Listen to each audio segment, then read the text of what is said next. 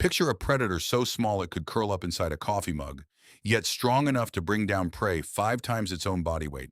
Now picture one of its closest relatives, an animal so fearless that full-grown grizzly bears have been filmed backing away from a fresh kill just to avoid it. Both of these animals belong to the exact same family. Both of them live right here in North America. This is the Mustelid family, the weasels, otters, badgers, and their relatives, and today we are covering every single species found across the continent, one by one. From the smallest carnivore on planet Earth to a giant that spends almost its entire life floating in the ocean, this is every mustelid species in North America explained. Stick around because number 11 on this list might be the toughest animal you have never heard of. Let's get into it. We start with the smallest carnivorous mammal on the entire planet, the least weasel. This tiny hunter weighs less than a deck of playing cards, sometimes as little as 1.5 ounces, yet it hunts mice and voles that are almost its own size. Its body is long and thin, built like a living pipe cleaner, which lets it chase rodents directly into their own burrows. There is no escape once a least weasel finds your tunnel. It has to eat almost constantly just to survive, sometimes consuming half its body weight in food every single day, because a body that small loses heat incredibly fast. In winter, many populations turn pure white to vanish into the snow, leaving only tiny black eyes and a black nose tip visible against the drifts. Despite being common across the northern half of the continent, most people will go their entire lives without ever spotting one, because it moves low, fast, and mostly out of sight. Females can have litters of up to 10 kits in a single year when prey is abundant, and populations can boom or crash dramatically depending on rodent cycles, since this tiny predator lives and dies by how many mice are available to hunt. Next up is the ermine, also known as the short-tailed weasel or the stoat. Slightly larger than the least weasel, the ermine is the classic weasel silhouette most people picture, a slinky brown body with a cream-colored belly and a black-tipped tail. That black tail tip is not just for looks. Scientists believe it acts as a decoy, drawing the strike of a hawk or an owl toward the tail instead of the head, giving the ermine a split-second chance to escape. Ermines are relentless hunters that will take down rabbits many times their own size by delivering a precise bite to the base of the skull. In winter, their coat turns snow white except for that same black tail tip, and this exact fur was once so prized by European royalty that ermine pelts became a literal symbol of monarchy, lining the robes of kings and queens for centuries. Ermines also have one of the strangest reproductive strategies in the animal kingdom, called delayed implantation, where a female can mate in summer, but the fertilized embryo simply pauses its development for months, only implanting and beginning to grow the following spring so that the young are born at the exact moment prey becomes plentiful again. Then there is the long-tailed weasel, the largest of the true weasels in North America, and one of the most widespread carnivores on the continent, found from southern Canada all the way down into South America. It looks almost identical to the ermine, but with a noticeably longer tail relative to its body. And unlike its smaller cousin, it does not always turn white in winter, especially in warmer parts of its range. Long-tailed weasels are fierce enough to raid chicken coops, which earned them a nasty reputation with farmers. But in the wild, they are essential rodent control, with a single weasel capable of killing far more prey than it can eat in one sitting, a behavior called surplus killing that helps it cache food for leaner days. When threatened, they can also release a strong musk from scent glands near the base of the tail, a last resort defense shared by several members of this family, and despite their small size, they will stand their ground against animals many times larger rather than flee. Now we get to a genuine conservation miracle, the black-footed ferret. This species was once thought to be completely extinct. Its entire survival depends on prairie dogs, which make up the overwhelming majority of its diet and whose burrows it lives inside. When ranchers across the Great Plains poisoned prairie dog colonies by the millions during the 20th century, the black-footed ferret vanished right along with them. By 1981, the entire known population was down to a single ranch in Wyoming, and biologists believed the species was gone for good until a ranch dog named Shep brought a dead ferret home one night. That discovery kicked off one of the most dramatic rescue efforts in wildlife history, And today, thanks to captive breeding programs, black-footed ferrets have been reintroduced across several western states. They remain critically endangered, but they are still here, hunting prairie dogs by night with a black mask across their eyes that makes them look almost like tiny bandits. In 2020, scientists even successfully cloned a black-footed ferret named Elizabeth Ann, using preserved genetic material from an animal that died decades earlier, an effort aimed at boosting genetic diversity in a population that descended from just a handful of survivors, and it remains one of the only successful clonings ever performed on an endangered species in North America. The American mink is next, and this is a mustelid built for water. With partially webbed feet and a thick, oily, waterproof coat, the mink is equally comfortable chasing fish underwater as it is hunting rabbits on land. It is a dark chocolate brown animal, usually with a small white patch under the chin, and it marks its territory along nearly every river, lake, and wetland edge across the continent. Minks are opportunistic and aggressive hunters that will take frogs, crayfish, birds, and even muskrats, animals that can weigh more than the mink itself. For a long time, mink fur was one of the most valuable pelts in the fur trade, which led to massive fur farming operations. And escaped farmed mink have actually established wild populations in parts of Europe and South America, where they are not native, making this one North American species with an accidental global footprint. Male minks are notably larger than females, sometimes weighing almost twice as much. And unlike many mustelids on this list, minks are not particularly social, spending most of their lives patrolling and defending a stretch of shoreline entirely on their own. Moving up in size, we reach the American marten, sometimes called the pine marten. This is a forest specialist through and through, built to move through the canopy of old-growth conifer forests with the same ease that a squirrel does. It has semi-retractable claws and flexible ankle joints that let it climb down tree trunks head first, a rare skill among mammals.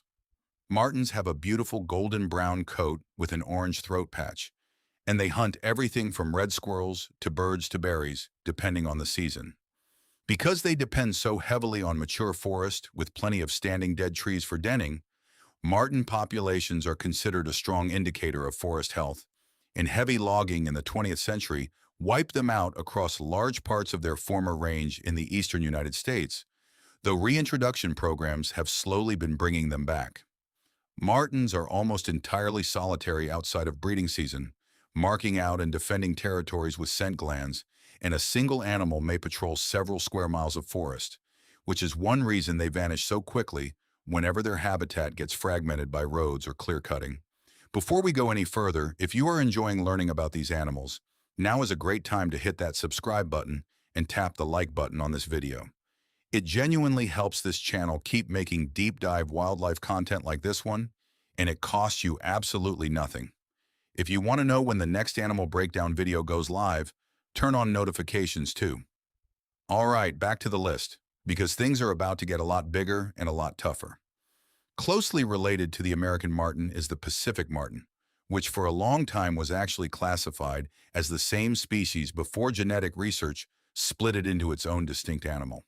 Found along the Pacific coast from California up through the coastal forests of British Columbia and southeast Alaska, the Pacific marten tends to be slightly darker and more richly colored than its inland cousin, often with deep chestnut fur. It occupies a similar niche, hunting small mammals and birds through dense coastal forest canopy. But coastal populations, particularly the Humboldt marten in California, have become critically endangered due to habitat loss, making this one of the rarest mustelids on the entire continent, with some isolated populations numbering only in the low hundreds.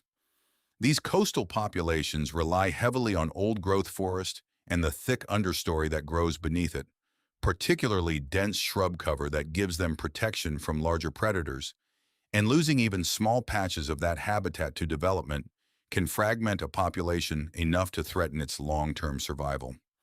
Now we reach the fisher, and despite the name, this animal almost never eats fish. The fisher is essentially an oversized, more powerful version of the marten, weighing up to 12 pounds, with a long, low, dark brown body built for both climbing and ground hunting.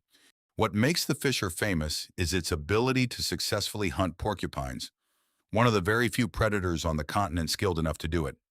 A fisher will circle a porcupine, repeatedly biting at its exposed, quill-free face until the porcupine is disoriented enough to flip over, exposing its unprotected belly. It is a brutal, calculated hunting strategy that can take several minutes of relentless attacks.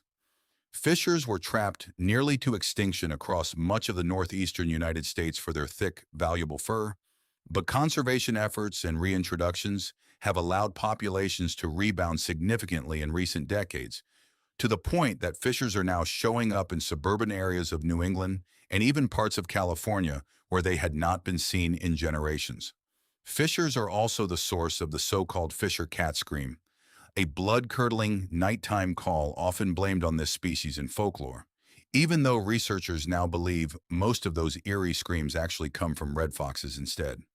The American badger looks and behaves completely differently from every mustelid we have covered so far. Built low, wide and flat with powerful shoulders and enormous curved claws, the badger is a digging machine adapted for life on the open prairie and grassland. It can disappear into solid ground in under a minute when threatened, tunneling straight down faster than most predators can react.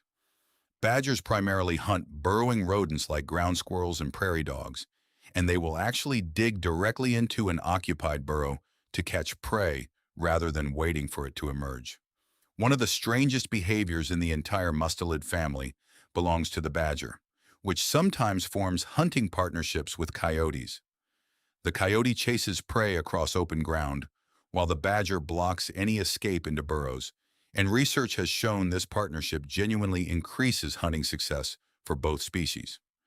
Badgers are mostly solitary and are active mainly at dawn, dusk, and through the night, and the abandoned burrows they leave behind, some stretching over 30 feet long, get reused constantly by everything from burrowing owls to rabbits to rattlesnakes, making a single badger a kind of unintentional landlord for dozens of other prairie species. Now we arrive at the animal many people consider the toughest creature in North America, pound for pound, the wolverine.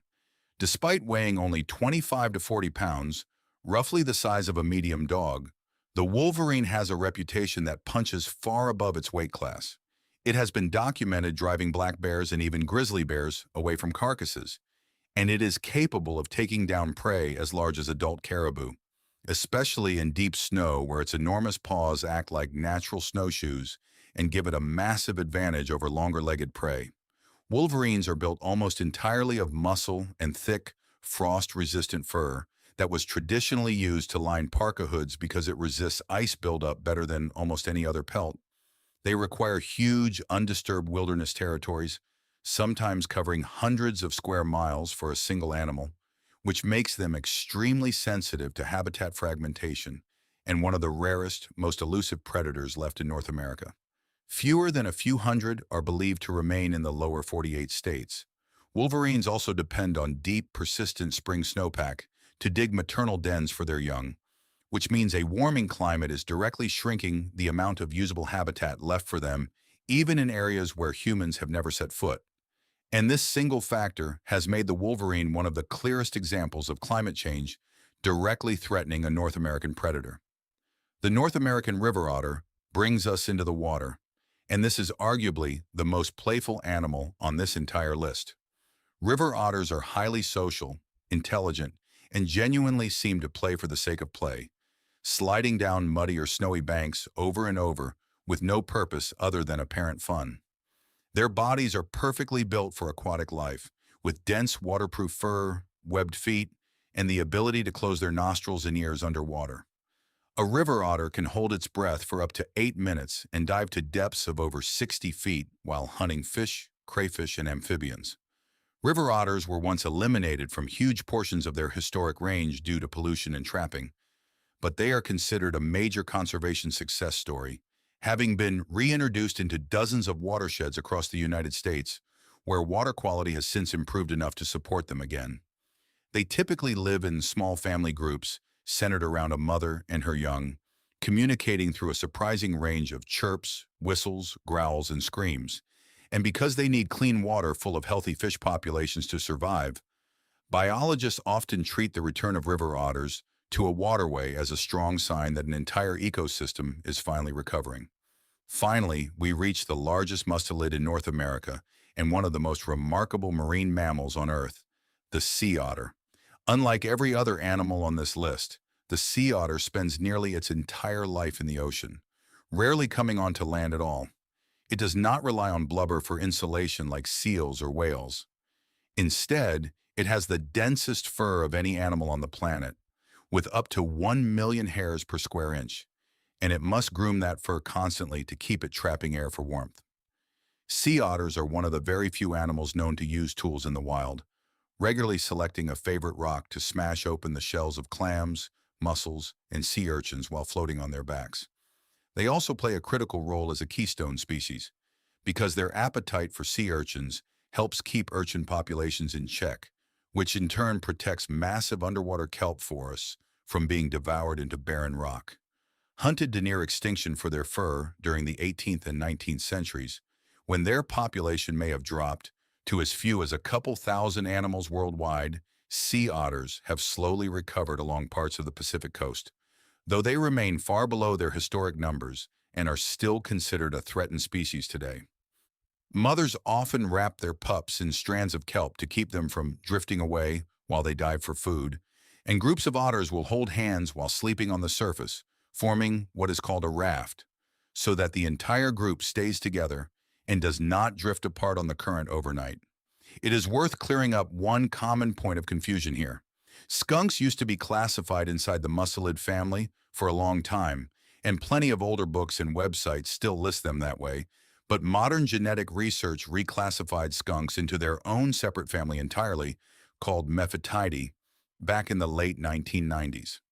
So while skunks are still distant relatives of the animals on this list, they are technically no longer considered true mustelids, which is exactly why you will not find them included here. And that covers every mustelid species found across North America, from a 1.5-ounce least weasel that can vanish down a mouse hole, all the way up to a sea otter that can weigh nearly 100 pounds and never has to set foot on dry land. 12 completely different animals, 12 completely different lifestyles, all connected by the same family tree. If you learned something new today, do me a favor and drop a comment letting me know which one of these animals surprised you the most, because I genuinely read every single one. And if you want more deep dive breakdowns, just like this one covering entire animal families from around the world, make sure you are subscribed with notifications turned on, because the next video is coming soon and you will not want to miss it. If this is your first time on the channel, we break down an entire animal family just like this one every single week, so there is plenty more waiting for you. Thanks for watching, and I will see you in the next one.